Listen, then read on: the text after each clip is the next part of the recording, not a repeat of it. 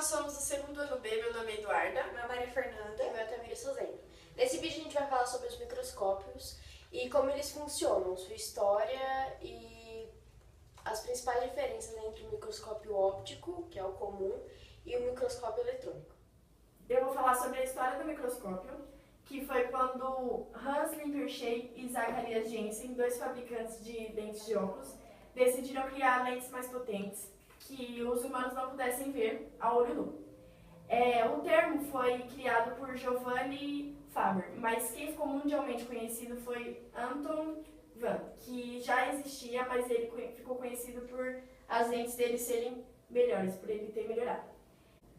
Sua habilidade conseguiu transformar mais de 400 microscópios com as suas lentes de 300 vezes mais potência.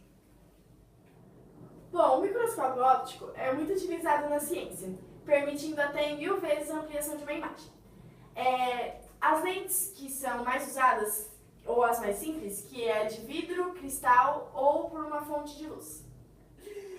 Quando um feixe luminoso atinge a lente, uma imagem é intermediária é formada e aumentada. E por fim, a lente ocular funciona como uma lupa, que deixa a imagem mais ampliada. A capacidade de resolução da imagem depende muito da lente que for usada e da onda de feixe de luz que estiver no objeto. O seu comprimento varia de 400 a 700 nanômetros nos microscópios ópticos. Uma técnica muito importante utilizada é a secção, que isso deixa a imagem mais fácil de visualizar. E também sobre a espécime que a luz atravessa e deixa o objeto mais escuro, deixando a imagem mais escura. Existem diversos tipos de microscópios para as diferentes utilizações, como o microscópio de ultravioleta, o fluorescência e a polarização. Agora falando um pouco sobre o microscópio eletrônico. O microscópio eletrônico ele é uma substituição de luz da luz por um feixe de elétrons que permite ver os objetos. Aqui seria possível ver qualquer objeto, é necessário iluminá-lo. E o meio em que esse objeto está vai interferir bastante na luz que o mesmo vai absorver. Uma explicação de como que o meio interfere muito na luz que vai ser absorvida, temos esse desenho, que é onde a luz solar vai entrar no objeto e ela vai ser refletida para o olho. Com a invenção do microscópio simples, muitas vezes as lentes usadas não retratavam diferentes comprimentos de ondas de luz. Isso acabava por fazer com que os contornos dos pequenos objetos eles ficassem coloridos e a visualização perdia o seu valor. Tanto que se o objeto ele ficasse muito pequeno, a onda de luz ela acabava passando reta por eles e como se não existisse. O comprimento da onda de luz trata de dimensões muito pequenas para o mundo visível, mas não para os cientistas, para o mundo dos cientistas, que é os que eles querem observar realmente. Não podemos visualizar moléculas e átomos de muitas substâncias por conta delas estarem abaixo do valor, que é de 0,45 e 0,7 milionésimos de metro. Portanto, a luz comum ela não permite a iluminação individual de tal objeto. Existem alguns seres vivos cujas dimensões elas se aproximam desse valor e a dificuldade de observação ela fica um pouco maior quanto a isso.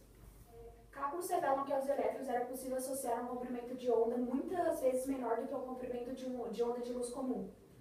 A ideia do microscópio eletrônico se deu a partir da demonstração de Broglie, que disse que 50 kV de um feixe de elétrons equivalem a 0,0055 nanômetros na onda de luz.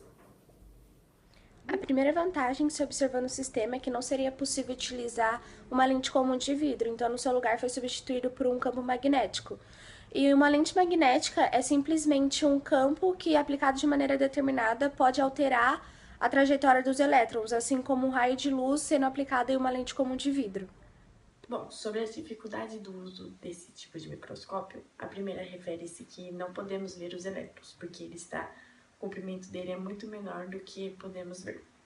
Usando então os visores, telas especiais ou chapas fotográficas para projetar a imagem.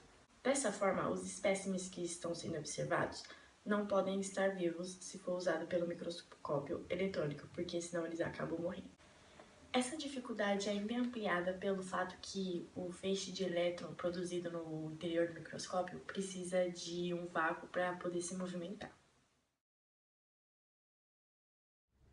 O cátodo do tubo produz um feixe de elétrons que é acelerado por uma tensão de 40.000 a 100.000 volts. Um conjunto de lentes eletrônicas reduz a espessura do feixe de elétrons, fazendo com que seja iluminada apenas a parte desejada. A corrente é controlada por lentes adicionais até se passar pela imagem até obter a amplificação desejada, que pode variar entre 1.000 e 250.000 vezes. Como o feixe de elétrons que passa através da amostra nesse tipo de microscópio, denominado transmissão, é necessário que a amostra seja muito fina para que haja uma penetração e dispersão no tipo de material analisado. E com o preparo especial do material analisado, permite obter imagens com melhor definição.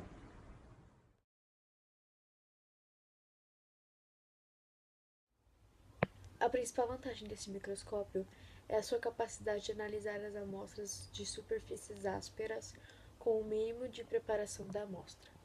Um feixe de elétrons é produzido por um canhão eletrônico e, por meio de um circuito de deflexão apropriado, ele varre o objeto a ser observado. Os elétrons que são refletidos pelo objeto são então focalizados em novos conjuntos de lentes eletrônicas, incidem numa tela onde aparece a imagem final. Com materiais especializados na emissão de elétrons e com foco preciso, podem-se ter imagens muito brilhantes de objetos tão pequenos que podem chegar de 5 a 10 nanômetros.